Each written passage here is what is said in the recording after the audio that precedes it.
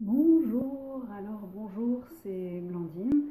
Ça me fait très plaisir de faire ce premier live Facebook que je vais faire maintenant quotidiennement sur le fait de dépasser la peur du regard des autres. Comment on fait, c'est quoi les trucs, qu'est-ce qu'il faut savoir, qu'est-ce qu'il faut appliquer quelque part. Comment moi j'ai fait, parce que c'est un petit peu l'histoire de ma vie. Donc ouais, dépasser le regard des autres, c'était un petit peu l'histoire de ma vie. Et là, je vois qu'il y a quelqu'un qui vient de se connecter. Donc ça me fait plaisir. Est-ce que tu peux me faire un petit coucou? Ah, deux. Oh, attention. Il y a deux personnes. Est-ce que vous voulez me faire un petit coucou, me dire d'où est-ce que vous êtes, que je sache un petit peu à qui je parle? Parce que ça me ferait plaisir de pouvoir mettre un visage ou au moins un prénom sur toi qui es en train de me regarder. Et ce que je veux dire, c'est qu'à travers ces lives Facebook quotidiens que je vais faire, ça va être vraiment de vous apporter des savoirs, des savoir-être, et des savoir-faire. C'est-à-dire que je vais vous donner aussi des trucs, c'est-à-dire que non seulement il va y avoir de la compréhension de comment ça marche là-haut, là, dans cette petite caboche-là, et ensuite, je vais aussi partager des attitudes intérieures qu'il faut avoir vis-à-vis du regard des autres. Ah, attention, revoilà quelqu'un, donc est-ce que tu peux me faire un petit coucou, me dire comment tu t'appelles, que je vois un petit peu c'est quoi ton prénom, que je puisse interagir avec toi, puis surtout, si tu as des questions sur ce que je vais partager aujourd'hui, je t'encourage à les marquer au fur et à mesure qu'on va discuter, parce que le but c'est vraiment d'échanger, c'est pas juste moi de faire un monologue, parce que les monologues je peux faire ça devant ma glace le matin, quand j'ai pris ma douche, donc c'est moyennement intéressant. Donc est-ce que tu peux m'écrire ton prénom et me dire d'où tu viens? Et en attendant, voilà, moi ce que je voulais dire, c'est que aujourd'hui on va parler de ce qu'il faut savoir pour ne plus subir la critique des autres. Parce que la critique des autres, c'est vraiment quelque chose de compliqué. Je ne sais pas si tu es d'accord avec moi. Quelque chose qui est souvent un peu difficile à avaler. On a du mal à... Ouais, on se la prend en pleine figure, puis on est là, ok, mais qu'est-ce que j'ai fait pour mériter ça? Puis genre, comment la personne se permet de me balancer ça en pleine figure? Et ce qu'il faut savoir, ce qui est vraiment important, c'est de savoir qu'en fait, nous, on n'a rien à voir avec la critique qui vient de balancer. Alors, je vois du monde là qui arrive. Est-ce que vous pouvez me faire un petit pouce, me faire un petit coucou dans les commentaires pour voir si vous entendez bien ce que je dis? Parce que c'est important pour moi de voir si vous entendez bien ce que je raconte. Alors, est-ce que... ok. Bonjour Lilo, super. D'accord, la vidéo a mis du temps à se mettre en lecture. On va y arriver. C'est normal, tu m'as dit que c'était, je crois, la première fois que tu voulais assister à un live Facebook, donc t'inquiète pas, c'est normal. Yes, salut Mickaël. Génial, super, vous m'entendez, parfait. Donc comme je disais, ce que je vais partager aujourd'hui, c'est qu'est-ce qu'il faut savoir pour ne plus subir le regard des autres. Parce que le regard des autres, il existera toujours. Tiens, salut Aurélie, bonjour. Merci, donc tu m'entends bien, parfait, nickel. Donc le regard des autres, on l'aura toujours. De toute façon, on ne pourra pas l'enlever parce que sinon il faut vite en ermite au fond d'une forêt. Je ne suis pas sûre que ça soit le souhait de la majorité d'entre nous, donc on va devoir faire avec. Et comme je disais un petit peu juste avant que vous arriviez là tous les trois, c'est que moi à chaque fois je vais essayer de partager un savoir, donc un truc de comment ça marche là-haut, un savoir-être, donc quelle attitude intérieure un petit peu il faut adopter, et aussi un savoir-faire, c'est-à-dire ok, une fois qu'on s'est mangé la critique ou qu'on est en plein sous le feu des critiques, comment on se débrouille pour faire face à tout ça. Et le savoir, la chose que j'avais envie de partager avec vous, moi qui m'a beaucoup aidé quand il y a eu l'histoire de dépasser le regard des autres, parce que j'étais vraiment très timide et en gros je me planquais derrière les affiches pour être certaine qu'on ne me verrait pas et donc qu'on ne me critiquerait pas, c'est l'histoire du miroir négatif. Je ne sais pas si vous en avez déjà entendu parler. Est-ce que ça vous dit quelque chose, l'histoire du miroir négatif? L'effet miroir. Est-ce que Lilo, Mickaël ou Aurélie, est-ce que ça vous dit quelque chose? Parce que moi, il m'a énormément aidé cette histoire de miroir. C'est-à-dire que quand quelqu'un vous critique, en fait, la critique ne vous concerne même pas. Et ça soulage vraiment beaucoup. Mais après, il faut avoir le temps de l'intégrer. Donc c'est pour ça que je vais parler du reste ensuite. Mais la critique ne nous concerne même pas. Elle concerne juste la personne qui émet la critique. Ok, Aurélie, toi, tu as déjà entendu parler, c'est cool. Donc, je vous donne un exemple. Ah, Mickaël, tu connais pas, tu vas voir, ça va vraiment te servir. Je vous donne un exemple. c'est que là, j'ai mon petit ourson là, que j'appelle Seb. Voilà, ça c'est mon petit compagnon, c'est un petit compagnon que j'ai en conférence aussi. Et Seb, lui, moi je trouve mignon. Je sais pas qu'est-ce que vous en pensez. Est-ce que vous trouvez mignon mon petit ourson là? Si vous trouvez mignon, allez, mettez-lui un petit pouce ou mettez-lui un petit cœur ou ce genre de truc là. Oui, je l'aime bien parce qu'il a un petit, en plus il a un petit soleil là sur le ventre et tout. Il est doux en plus. Donc mon petit ourson, mon petit Seb, lui, il rentre dans mes critères du mignon. Donc, bon, a priori, il rentre dans les critères du mignon de Michael aussi. Ok. Donc, il rentre dans mes critères du mignon et c'est pour ça que je le trouve mignon. Mais peut-être que vous, il ne rentre pas dans vos critères du mignon. Peut-être que vous le trouvez un peu déplumé. Peut-être que peu importe quoi. Et ça, c'est des critères qui sont propres à chacun. Donc, l'ourson rentre dans mes critères du mignon, donc je vais dire qu'il est mignon. S'il rentrait dans mes critères du moche, je dirais qu'il est moche. Donc, est-ce que ça change fondamentalement comment est l'ourson? Absolument pas. Donc, est-ce que quand quelqu'un vous dit qu'il vous trouve con, ça change fondamentalement qui vous êtes? Absolument pas. Et ça permet de détendre. Hein. Je ne sais pas qu'est-ce que vous en pensez. Moi, je trouve que quand on apprend que la critique ne nous concerne pas et ne change pas qui on est, et ne définit pas surtout qui on est, ça c'est vraiment absolument génial, fondamental. Voilà, je ne sais pas qu'est-ce que vous en pensez là-dessus, mais moi c'est un truc qui m'a énormément détendu. Donc en fait, la critique, si on regarde bien, elle est plus en train de nous donner des informations sur celui qui critique que nous. Ben oui, parce que la critique qui va nous balancer dans la figure, elle va plus définir qui il est, sa perception de la vie, ses croyances, que qui on est vraiment. Parce qu'en fait, nous, on est juste un écho. Nous, on est juste le miroir qui est en face de lui. Sauf que le miroir, il ne lui plaît pas. Et au lieu de remettre en cause ses croyances, les choses qu'il n'a pas réglées vis-à-vis de lui-même, la personne, elle va juste nous balancer dans la figure le truc parce que c'est tellement plus simple de dire que c'est l'autre qui a un problème. C'est plus facile et en général, quand on n'a pas conscience des choses, on va avoir tendance à juste balancer ça dans la figure des autres. Alors, est-ce que ce que je dis là déjà, ça vous parle? Est-ce que là, ce que Michael ou Lilo ou Aurélie, est-ce que ça vous parle ce que je suis en train de vous dire? Ah, pourquoi ça marche pas pour moi? Pas de lecture de vidéo qui ne fait que se charger. Alors là, Lilo, je suis désolée.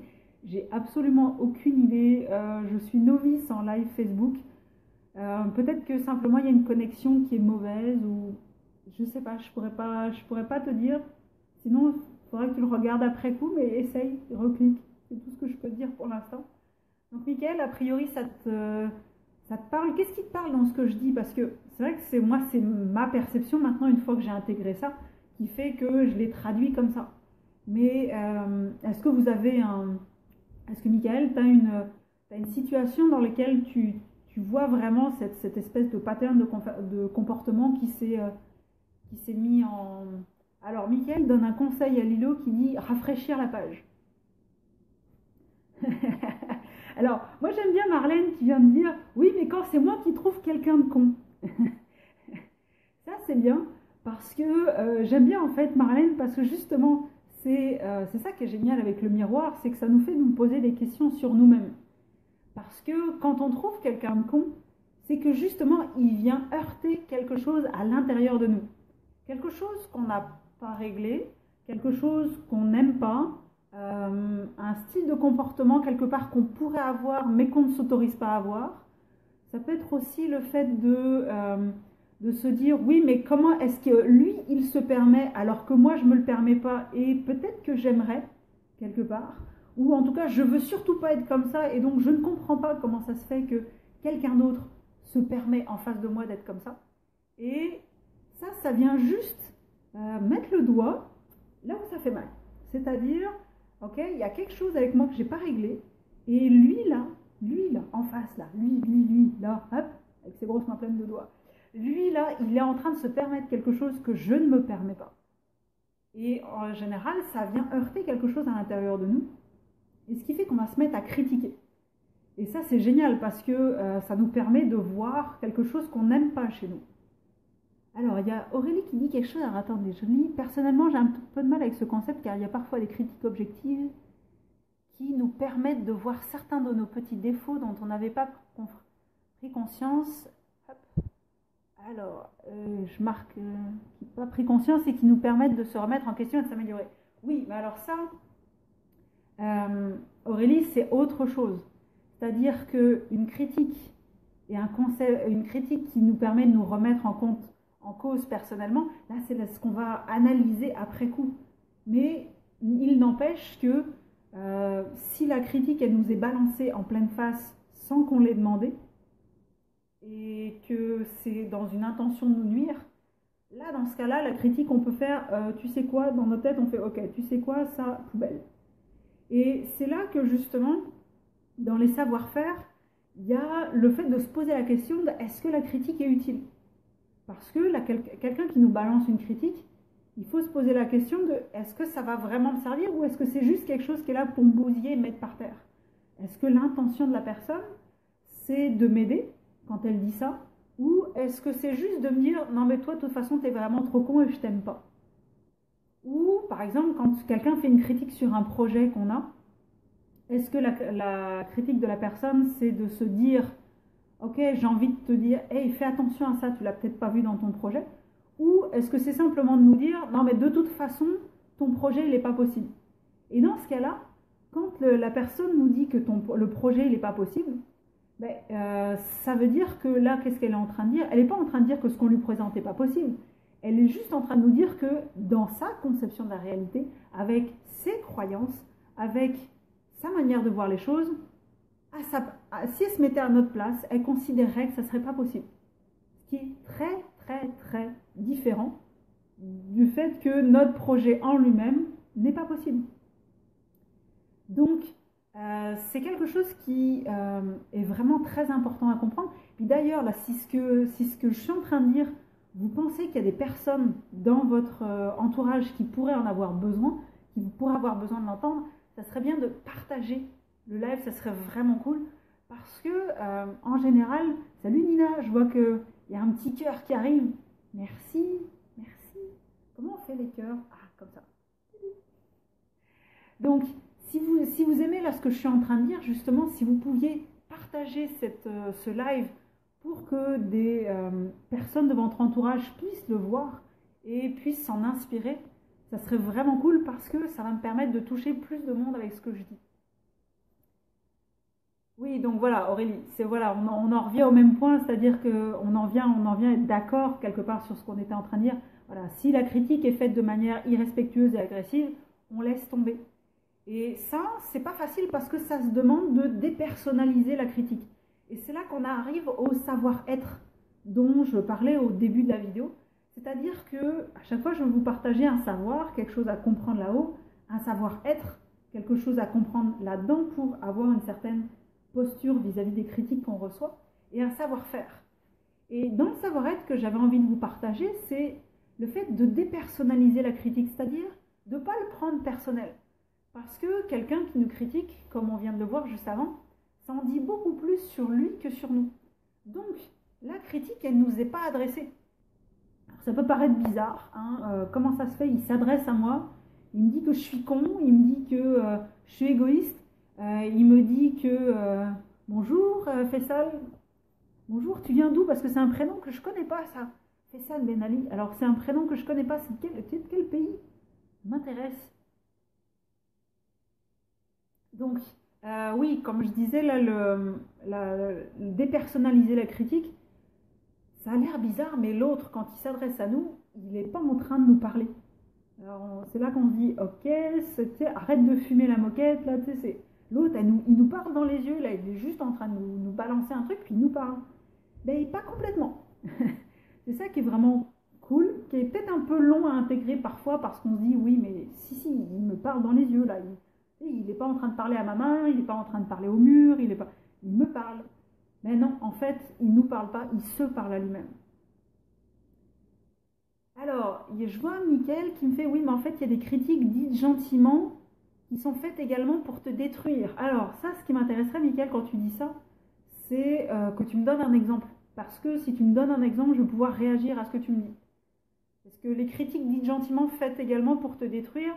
J'ai une petite idée, mais je préférerais que tu me donnes un exemple de critique gentille qui était là en fait, histoire de te saper le moral ou de saper qui tu es. Ça m'aiderait pour répondre à la question. Et donc, le truc, c'est que ça, c'est moi, j'ai un livre que j'ai beaucoup aimé en fait par rapport au regard des autres, qui m'a permis de prendre du recul par rapport au regard des autres. C'est les 4 accords Toltec. Et dans un des 4 accords Toltec, c'est ne le prenez pas personnel. Parce que le problème, quand on se prend une critique en pleine face, c'est qu'on a tendance à le prendre personnel, comme si ça nous était adressé à nous, que ça venait juger la personne qu'on est, comme si ça venait définir la personne qu'on est. Sauf que non. La personne, elle arrive à un moment T de notre vie, et cette personne-là, elle n'a qu'une toute petite vision de qui on est. Elle n'a qu'une toute petite pièce du puzzle.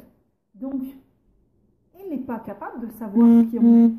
Elle n'est pas capable de dire de définir qui on est. C'est à nous de ne pas se laisser définir par cette critique-là. Et ça, je reviendrai justement aussi dans le live de demain, parce que c'est aussi à nous de ne pas laisser à l'autre donner le sens de qui on est. Alors, je vois Michael qui disait, désolé si je t'appelle Michel, un ami qui ne croit pas en ton projet et qui critique gentiment ta façon de faire ou d'être. Ah oui, mais alors là, dans ce cas-là, c'est que ça revient à ce que je disais un petit peu avant. C'est que l'ami qui critique gentiment notre façon de faire ou d'être, il est juste en train de nous donner sa vision de notre projet s'il est à notre place. Donc en fait, il n'est pas en train de dire que notre projet est réalisable ou pas. Il est en train, alors s'il nous donne des mises en garde en disant, est-ce que tu as pensé à ça? Est-ce que tu as pensé à ça, dans le sens, réfléchis à ça, puis nous, dans ce cas-là, ça nous permet de mieux définir notre projet, peut-être d'avoir un point de vue qu'on n'avait pas eu, puis de dire, ok, tiens, oui, c'est vrai, ça serait intéressant que je fasse attention à ça. Mais peut-être qu'aussi, cette personne-là nous dit simplement, oui, mais attends, tu sais, dans le projet que tu es en train de mettre en place, là, moi, j'ai peur, parce que quand je me mets à ta place, je vois vraiment pas comment ça pourrait être possible. Ok, si c'est juste une critique, ben dans ce cas-là, ça définit juste qui il est par rapport à ton projet et comment il se sent par rapport à ton projet. Donc, je vais donner un petit exemple. Mettons que tu as le projet de faire une conférence et que tu te dis que tu vas vouloir attirer 25 personnes à ta conférence. Et si l'autre, il commence à te dire, oui, mais comment tu vas faire pour attirer ces 25 personnes? C'est pas possible. De toute façon, personne ne te connaît. Donc, comment est-ce que tu peux faire pour attirer 25 personnes? Et puis, en même temps, qui est-ce que tu es pour aborder ce sujet-là? Est-ce que tu te sens vraiment légitime pour aborder ce sujet-là? Ben non, tu sais, t'es pas légitime et tout. Donc, là, en fait, qu'est-ce qu'il est en train de dire à travers ça? Si je traduis tout ce qu'il est en train de dire, c'est qu'il est en train de dire... moi, si j'étais dans ta situation, je ne vois pas comment j'attirerais 25 personnes. Moi, si j'étais à ta place, avec ce que je perçois de toi, je ne vois pas comment je pourrais me sentir légitime, etc., etc. Donc, ça ne parle pas de nous, ça parle juste de lui. Ça, c'est vraiment cool, parce que dans ce cas-là, on se met en mode téflon. Vous savez, le mode téflon, il y a tout qui glisse sur nous. Alors que sinon, on est en mode velcro du style, ouais, mais pourquoi il me dit ça? Ouais, mais peut-être qu'il a raison. Non, mode velcro, ça ne sert à rien. C'est pas de nous qui parle, c'est juste de lui. Alors, je vois Aurélie qui... Alors, Faisal qui fait, il faut créer la magie de la vie. Ouais, et la magie de la vie, on la crée en étant simplement fiers d'être qui on est. Et en ne laissant pas les autres commencer à accrocher des étiquettes sur nous, des trucs qu'on n'est même pas. C'est eux, juste eux, là. C'est leur problème. J'aime bien quand on est petit, on disait, c'est celui qui dit qui est. Enfin, en tout cas, en France, on disait ça. C'est celui qui dit qui est. Et moi, je trouve que c'est vraiment ça. C'est-à-dire... tu devrais être honteux, tu es trop égoïste, etc. En fait, non. La personne qui dit ça, c'est elle qui est égoïste, qui se sentira honteuse à notre part et tout, à notre place et tout. Alors, ouais, Aurélie, mode téflon, mode velcro, elle adore. Ouais, yes. Bah alors, dans ce cas-là, je sais pas si tu as déjà mis un cœur ou un truc comme ça, mais tu vois, je crois que ça mériterait un bon cœur, cette histoire-là. Et Aurélie qui disait, oui, une critique dite gentiment n'est pas forcément bien intentionnée. C'est l'intention de départ qui, peut-être, qui compte. Oui, absolument. Parce que sous une pseudo-gentillesse, en fait, il y a peut-être aussi de la jalousie, par exemple. Et comme la gentillesse, on se dit que ça va mieux faire passer les autres trucs, ben, on essaye d'être gentil parce que dire quelque chose méchamment, ça passe pas. Yeah, merci. Merci Aurélie. Mais je crois que c'est plutôt sur la vidéo du live, parce que moi, j'ai pas vu un petit cœur voler, tu sais. J'aimerais bien voir un petit cœur voler. Donc oui, le truc, c'est que la gentillesse, on se dit que ça va mieux passer, puis ça fera un petit peu moins, excusez-moi l'expression, mais ça fera un petit peu moins langue de pute. Hein, si on dit ça quand, oh, je le dis ça pour je le dis ça pour t'aider. Hein, l'enfer qui est pavé de bonnes intentions, vous connaissez? Yeah. Je vois un petit cœur qui vole. L'enfer qui est pavé de bonnes intentions, vous le voyez celui-là là? Eh bien là, c'est une fausse bonne intention quand quelqu'un nous fait une critique gentille. Et donc ça, c'est quelque chose où il faut se méfier. Essayez de voir un petit peu l'intention qui est derrière ça. Parce que toutes les intentions, quoi qu'en dise la personne qui est en face, elles ne sont pas forcément gentilles. La personne qui nous dit tout ça, elle n'a pas forcément une bonne et pure intention. Non, sinon ça se saurait, hein, faut pas rêver. Donc c'est vraiment important de se mettre en mode téflon et pas en mode velcro. Donc on prend la critique puis on se dépersonnalise de la critique. La critique, elle m'est pas adressée, c'est juste quelqu'un qui me parle en fonction de ses croyances à lui et en fonction de sa manière de voir la vie à lui. Donc c'est là que quelqu'un qui te dit que ton projet n'est pas réaliste, c'est très très drôle. Parce que la personne, elle est juste en train de dire que ton projet, ta vision, ta manière de voir les choses, ça ne colle pas avec sa manière de voir la réalité. Donc quand on a ça, moi j'adore parce que quand quelqu'un me dit ça, moi je suis en train de me dire, je suis en train de mettre en arrière, comme ça, de prendre on respire. Ça c'est important aussi. Quand quelqu'un te critique, quand on a tendance à être pas bien, à avoir peur, on a tendance à avoir les épaules qui rentrent en avant puis à respirer par le haut du corps. Et là, dans ce cas-là, on écarte les épaules et on respire. On prend une bonne respiration avec le ventre, hein, avec cette partie-là. Et dans ce cas-là, on essaye de comprendre aussi la souffrance de l'autre qui est derrière. Parce que si l'autre nous dit ça, et puis qu'en plus il essaye de le faire passer en mode gentil, style, c'est qu'en fait il y a une souffrance qui est derrière ça. C'est que lui, quand il dit t'es pas réaliste, ben, c'est que lui aimerait faire des choses dans sa vie, mais ce qu'il voit de possible selon ses croyances à lui, c'est pas possible. Et donc il doit se rendre à l'évidence entre guillemets et être réaliste. Sauf que non, ça marche pas. Créer la magie de la vie, là, comme disait Fessal tout à l'heure, c'est ça. C'est faut être réaliste. Non. Être réaliste, ça n'existe pas. Parce que être réaliste, ma conception de la réalité n'est pas ta conception de la réalité, n'est pas la conception de la réalité d'Aurélie, de Fessal, de Michael, de Lilo tout à l'heure. Donc, non. C'est être réaliste, ça veut rien dire. Quelqu'un qui te dit, il faut que tu sois réaliste, moi ça me fait tellement rire. Sérieusement, faut être réaliste. Ça sort d'où ça? C'est quoi être réaliste? Vas-y, donne-moi une définition de ce que c'est être réaliste. Et alors là, l'autre, la personne en face, elle va te dire, je ne sais pas ce que vous en pensez là, parce que vous êtes un petit peu silencieux depuis tout à l'heure, mais quand quelqu'un vous dit, faut être réaliste, vous en pensez quoi de ça? C'est un truc assez drôle, surtout quand on a déjà commencé à expérimenter ce qu'on est en train de mettre en place. Et là, la personne, elle va dire, faut être réaliste. Ou, non, tu peux pas ressentir ça. Oh, c'est tellement bon celle-là. Tu peux pas ressentir ça. Ok, quand la personne te dit, tu peux pas ressentir ça, c'est parce qu'elle s'interdit de ressentir ça. Mais ça n'a rien à voir avec toi. Donc c'est bien ce que je disais au début. Quand une personne te dit quelque chose, elle est juste en train de te parler d'elle. Elle n'est pas en train de parler de toi. Donc c'est comme moi, quand je dis que l'ourson est mignon, je suis juste en train de parler de ma conception du mignon. Je ne suis pas en train de parler de l'ourson. Bon, ok. La conception du mignon, peut-être que pour l'ourson, elle est plus répandue que pour certains autres trucs. Salut Daniel! Hey, ça me fait plaisir de te voir. Cool, ça fait plaisir que tu sois là. Donc, oui, c'est vrai que peut-être que ma conception du mignon, elle est un peu plus largement partagée. Peut-être que ma conception du « tu es vraiment con » est peut-être un peu moins partagée. Mais ça reste ma conception. ça reste ma conception. Et donc, si je te la balance en pleine figure, ben, ça ne te concerne pas. Ça me concerne juste moi et l'écho que j'entends en toi. Donc, c'est-à-dire qu'en fait, tu es juste en train de faire écho à qui je suis. Donc ça, c'est cool. Et alors, je regarde un petit peu parce que j'avais pris quelques idées, quelques notes quand même, des petites choses que j'avais envie de vous faire passer.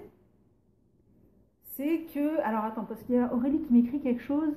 D'accord avec toi, réaliste, ça ne veut pas dire grand-chose. Ça n'est peut-être que cette personne n'ose pas rêver et espérer réaliser ses rêves, c'est dommage. Exactement, tu as tout compris Aurélie, c'est exactement ça. Et Nina qui dit, parfois quand cela nous affecte, on mélange feedback et critique. Yes, car parfois le feedback est négatif, mais quand même constructif. Restons téléphone, absolument. Parce que un feedback et une critique gratuite, en fait, moi c'est ça la différence que je fais. Il y a les feedbacks et il y a les critiques gratuites. Les feedbacks, c'est quelque chose que tu demandes pour t'améliorer. Parce que tu dis, ok, moi je vois les choses de telle manière, peut-être qu'il y en a d'autres qui voient les choses d'une manière différente. Une critique, c'est gratuit, puis c'est quelqu'un qui te balance ça à la tronche, histoire de se décharger et de te dire que c'est toi qui as un problème. Et là, en fait, il est juste en train de parler de lui et nous dire simplement que c'est lui qui a un problème avec l'écho qu'on lui renvoie. Donc, c'est quand même intéressant.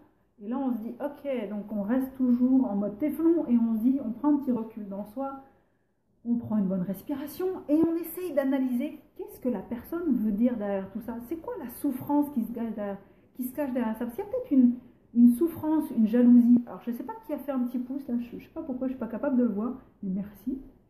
Et vous pouvez même partager la vidéo d'ailleurs si vous trouvez que ça peut aider des personnes dans votre entourage, là, des amis sur Facebook qui pourraient avoir besoin de regarder cette vidéo. Ouais, allez, des partages s'il vous plaît. Hein, s'il vous plaît. Ah, j'aime bien moi ça. En plus, mon canapé, il rebondit un peu. Bon, bref. Qu'est-ce que vous voulez? Moi, je m'amuse. Hein. Je ne sais pas si vous vous amusez, mais moi, je m'amuse beaucoup en faisant ça. Ouais, donc c'est vraiment que il y a cette espèce de bienveillance en fait finalement qu'on finit par avoir envers les autres qui sont en train de nous critiquer, parce que quand on se met en mode téflon, qu'on prend du recul un petit peu puis qu'on dépersonnalise, yes, merci Mickaël, merci. Quand on se met en mode téflon puis qu'on se recule dans nous-mêmes, yes, merci Aurélie, trop bien. Qu'on se met en mode téflon puis qu'on dépersonnalise la critique, ben c'est là qu'on peut entrer un petit peu en résonance avec l'autre puis en bienveillance avec l'autre. Parce que comme on n'est plus en train d'essayer de se dire pourquoi est-ce que l'autre il m'a dit ça, etc. Pourquoi, qu'est-ce que j'ai à changer chez moi et tout, on est en train de pouvoir avoir la bienveillance pour l'autre. Parce que si l'autre nous critique, c'est qu'en général, c'est pas top chez lui. Ben non, parce que sinon il ne nous critiquerait pas. C'est-à-dire que nous, quand on se sent obligé, il y a quelqu'un qui a lancé l'aspirateur dans le couloir de l'immeuble où je suis. J'espère que vous n'entendez pas trop parce que c'est pas terrible comme bruit. Ouais, bah oui, on est en live, hein, qu'est-ce que vous voulez. Moi, je ne peux pas contrôler l'autre d'à côté. Comme je ne peux pas contrôler l'autre qui me critique en face non plus. Je peux juste éventuellement essayer de comprendre qu'est-ce qu'il y a derrière la critique. Et derrière la critique, en fait, on rentre en bienveillance avec l'autre quand on essaye de comprendre. Et ça, c'est top parce que ça nous permet de comprendre l'autre. Et éventuellement de poser une petite question, de dire, ok, tu sais, c'est de dire, ouais, mais quand tu me dis ça, tu sais, est-ce que pourquoi est-ce que tu essayes de me dire ça? Je ne suis pas sûre de l'intention que tu as derrière ça. Et ça nous permet comme on prend du recul, de réagir sans être en réaction. Parce que le pire, en fait, c'est d'être en réaction, parce que dans ce cas-là, on n'est plus en création de la situation, on est juste une réaction épidermique. Là, l'autre nous fout des boutons, on voit rouge, etc. Et ben là, on n'est plus en création, on est juste en réaction. Donc on n'est plus nous-mêmes, on est en train de répondre à un schéma où on voudrait se justifier. Et c'est ça le problème. Parce que quand on est juste en réaction à la critique, on voudrait se justifier. Et on n'a pas à se justifier. C'est-à-dire que, éventuellement, quand quelqu'un nous fait un feedback positif, on peut essayer d'expliquer dans quel état d'esprit on a fait ça. Et on va discuter de ça. Mais il ne faut pas en rentrer en jeu de ping-pong à se justifier, parce que de toute façon, lui, l'autre va aussi justifier sa manière de voir le monde. Ou s'il a un petit peu plus conscience de sa manière de faire, puis qu'il a un peu plus conscience de l'histoire du miroir, il va peut-être changer un petit peu son truc, puis il va faire « Ok, ah oui, c'est vrai, oui, ça fait un écho avec moi, etc. » Donc, c'est important d'avoir ce recul-là vis-à-vis du miroir. Moi, ce que j'appelle l'aspect négatif du miroir, parce qu'il y a un miroir positif aussi. Et ça, je vais en parler en fait dans un des prochains lives Facebook que je vais faire cette semaine. Et ce que j'avais envie d'introduire juste avant là, de clôturer ce live Facebook, c'est que quand on dit « est-ce qu'il y a que la vérité qui blesse ?» Vous savez, la petite phrase qu'on dit « ouais, qu'on balance, ouais, non, mais il n'y a que la vérité qui blesse ». Ça, je sais pas vous, mais moi je me le suis au moins pris une fois dans les dents, au moins 10 fois si c'est pas une.